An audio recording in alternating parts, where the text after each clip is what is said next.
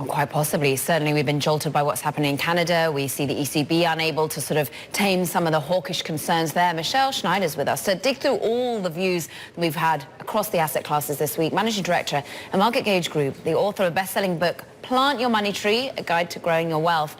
And as we look to grow our wealth in this situation, Michelle, as we've seen the market continue in equities hit new record highs, but the bond market signal fear, where do you land in terms of which one we should believe?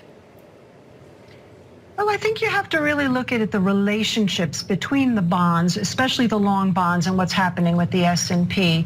And as long as the S&P continues to outperform the long bonds, even if the yields go up at this point, that would still be taken as a risk-on environment, and that's clearly what we're seeing happening here, even though, as you mentioned earlier, the breadth is very divided in terms of the advanced decline. So there are warnings and there are bubbles out there, but you really have to look at the longer term picture, and considering the Fed is meeting next week, as you were just talking about, they've got a 2% GDP to deal with, on top of the fact that they also have the PCE that came in at a 30-year high. And I think the market at this point is just on its own fumes because of infrastructure package potentially coming through, because of the fact that we're still seeing a lot of corporate buybacks. So you have to really follow the price here, but be wary of the fact that if the S&P starts to falter and the bonds actually fall again, that would probably be more scary than the yields rising at this point. Scarier because, like you mentioned, slowing growth, and that PCE that we now know is still at, what, 4.4% that we got this morning, that hints of stagflation? Exactly, and stagflation, which now is on the lips of just about everybody, really seemed like it was going to come even years ago. Because if you look at things years ago, even way before COVID, our GDP hasn't really grown. We've been sort of sideways. Obviously, the pandemic took a hit to it. But what we're really seeing now is exactly that, what we're setting up for next year. The idea of the transitory inflation being somewhat bizarre, because the supply chain isn't going away. A lot of the farm-induced products that had been on very low production ahead of the COVID with the higher demand, now you can't just start replacing them. We're not at agri-tech places yet. And so, yeah, I think the stagflation, particularly even when we saw consumer sentiment here today going lower, means that we're going to see it more happening in 2022. So what are you most worried about going into the end of the year, now that it feels that these heights are much more fragile?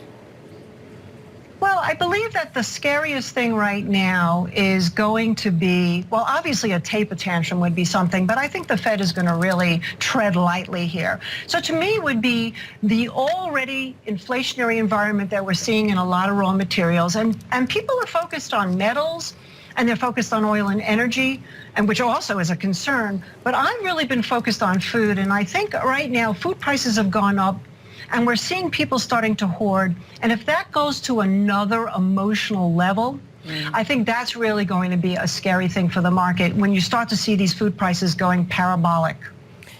Do you really think we could get there? Is parabolic the way in which you describe commodity market moves? Certainly we've seen that to a certain extent in oil, in metals. I believe we can, especially since the whole idea of commodities trading is really emotionally based. And we haven't seen that type of emotional-based commodities trading in 40 years. And certainly we have an environment that's precarious now where that could easily happen. Talk to us about some of the asset bubbles and the relative value. We know there are some crypto mining stocks out there. How are you thinking about crypto as a diversifier? We love it. We're so excited that the whole crypto space now has gotten much more mainstream. Ethereum, as you mentioned before, making new all-time highs today. Even though the ETF, the new ETF hasn't necessarily caught fire, you can see that coin, that new IPO that came out this year has. And it just really gives you an opportunity. I mean, talk about commodities. That's where I cut my teeth. It's kind of like commodities trading in that you can follow the momentum without knowing anything about the coin. Obviously, Doge and Xi being some example. But even if you want to go more classic like Polkadot and Solana, there's a tremendous opportunity, and they're highly technical. And so to us, it's awesome on every level. So you're into crypto. Are you into the metaverse? Well, yes, I guess we're all going to be thrust into the metaverse one way or another. But yeah, I think it's interesting what Facebook is doing. I also saw that Roblox would be another stock to watch on that level because they're also doing things in the metaverse. Obviously, Facebook, even with all of the bad press, is now bouncing on price a little bit today, back over the 200-day moving average. So I think kind of like what we heard about cryptocurrency several years ago, people were like, what? And I think it's the same kind of thing with metaverse. I think it'll be more and more on people's lips maybe in the next 5 years. But Michelle, for many, crypto is still like, what? You're mentioning Polkadot and Solana as if they're in everyone's lexicon, and they're not. So what do you say for someone who's looking around the edges, hearing about cryptocurrencies again and again, and wanting to start to dabble within it? Is it more about playing Bitcoin and Ethereum? Is it about how do you go out there and educate yourself on some of these Ethereum killers, other sort of decentralized finance plays? Well, the easiest thing is to get yourself somebody who's under the age of 25 because they all know about it and let them educate you. But kidding aside, really, there's a lot of information now that you can follow. Obviously, if you look in something like Chainlink, that's based on Chainlink technology, and there's a link that's actually the name of the symbol is link.